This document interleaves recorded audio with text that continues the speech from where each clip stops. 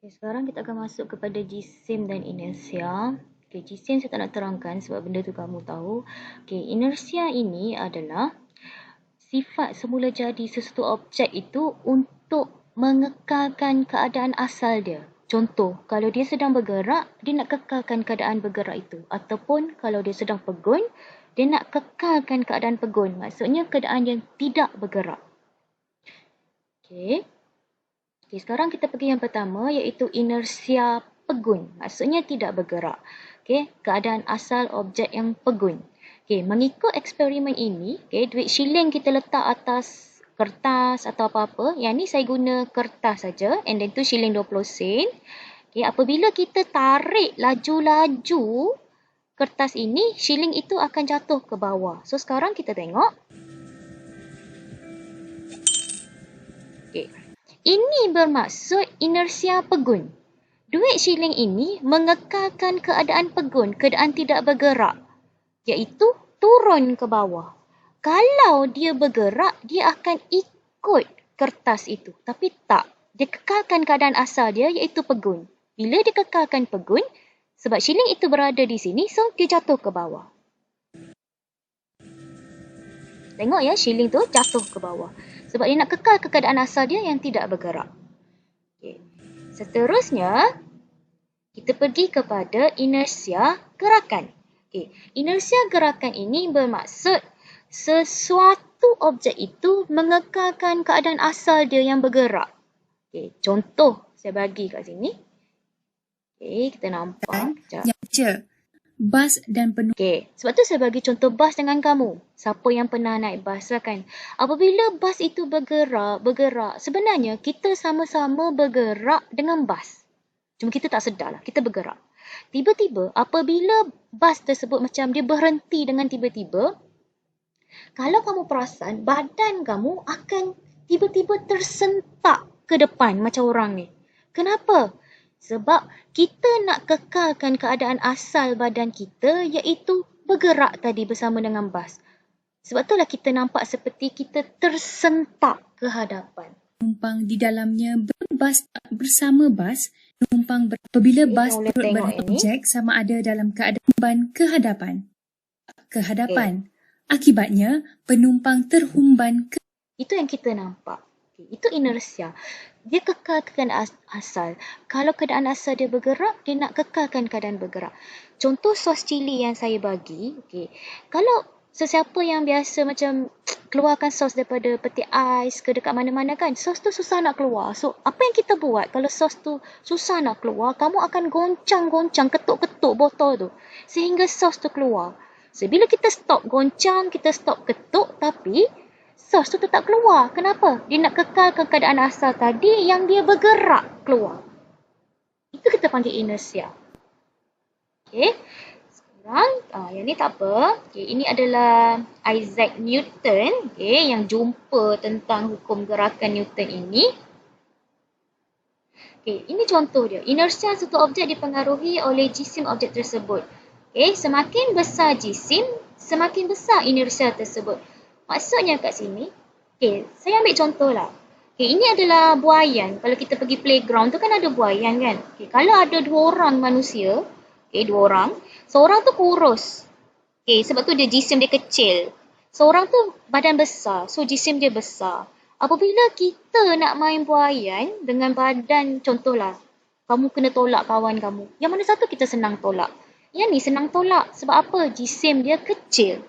Bila jisim dia kecil, inersia dia juga kecil. Apabila jisim dia besar, kita susah nak tolak dia. Sebab apa? Inersia dia besar. Okay, sama juga situasi dekat sini. Kan kita biasa pergi shopping, ambil troli bagai kan. Tapi bila mula-mula kita ambil troli, kita senang tolak.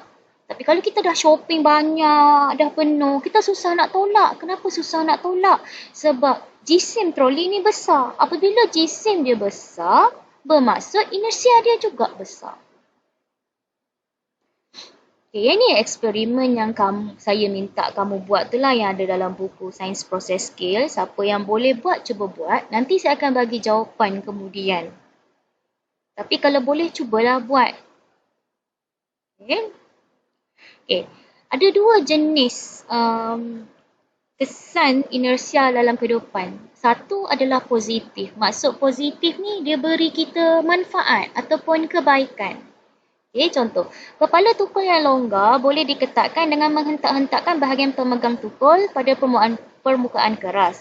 Hentakan yang laju menyebabkan kepala tukul bergerak ke bawah disebabkan oleh inersia. Yang ni kan kita ketuk tu tolak, ketuk kat sini, yang ni akan jadi ketat semula. Itu inersia. Walaupun kita dah stop, dia masih lagi kat situ. Okay, yang ni saya tahulah jarang orang guna. Okay, sekarang sebab musim hujan kan, okay, kamu boleh buat aktiviti ni sendirilah. Payung. Okay, payung yang basah dapat dikeringkan dengan memutarkan payung itu dengan laju. Disebabkan inersia, titisan hujan akan terus bergerak walaupun payung sudah berhenti berputar.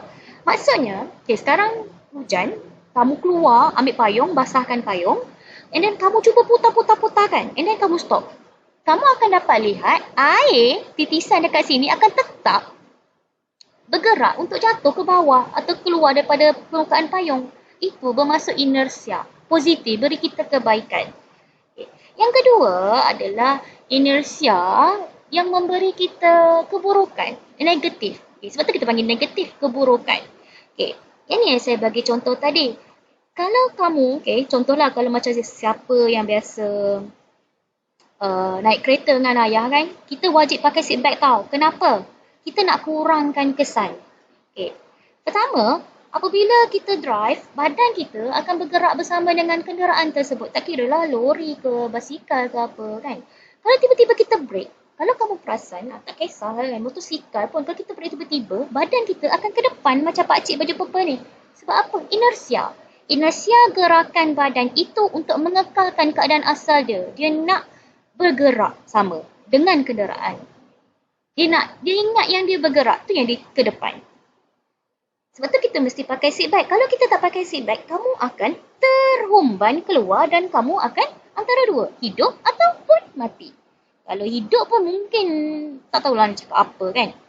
Okay, seterusnya, okay, yang kedua ini adalah kapal terbang. Semasa mendarat, kapal terbang berjisim besar tidak dapat berhenti dalam jarak yang pendek disebabkan inersia. Oleh itu, landasan sangat panjang diperlukan untuk kapal terbang mendarat dengan selamat. Sebab itulah kalau kapal terbang ni kan dia besar. So, bila dia besar, jisim besar. So, inersia dia besar. Sebab tu kalau dia nak landing, dia perlukan landasan yang panjang untuk dia berhenti. Dia susah nak berhenti. Okay, sebab itulah saya bagi contoh. Dekat bawah ni kan banyak sangat lori. Kalau kita nak lintas jalan, kita kena tengok kiri kanan. Kenapa? Sebab lori dia besar, jisim dia sangat besar. Walaupun dia dah tekan brake kan, tapi lori itu masih bergerak. Kenapa? Lori itu dia nak kekalkan keadaan asal dia tadi, bergerak. Sebab tu ramai yang accident. Sebab lori memang susah sangat nak berhenti auto. Macam kita berlari pun tak boleh juga. Kalau kamu kan contohlah, kamu berlari-lari tiba-tiba kamu stop. Tapi kamu masih lagi akan bergerak ke depan. Kenapa? Inersia gerakan nak kekalkan keadaan asal kita iaitu bergerak.